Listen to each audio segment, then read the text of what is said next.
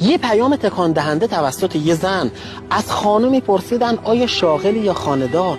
گفت من خانه‌دار تمام وقتم، مادرم، همسرم، دخترم، عروس خانواده همسرم، ساعت زنگ دارم، آشپزم، پیشخدمتم، معلمم، گارسونم، پرستار بچم، دستیار، مأمور امنیتی، مشاور، آرامبخش. من تعطیلات ندارم، مرخصی استعلاجی هم ندارم، 24 ساعته گوش به زنگم و دستمزدم شده این که مگه از صبح تا حالا چی کار کردی؟ تقدیم به همه خانم‌های خانه‌دار که مثل نمک ویژه هستن، وقتی هستن کسی متوجه حضورشون نیست، ولی وقتی نیستن همه چیز بیمزه است.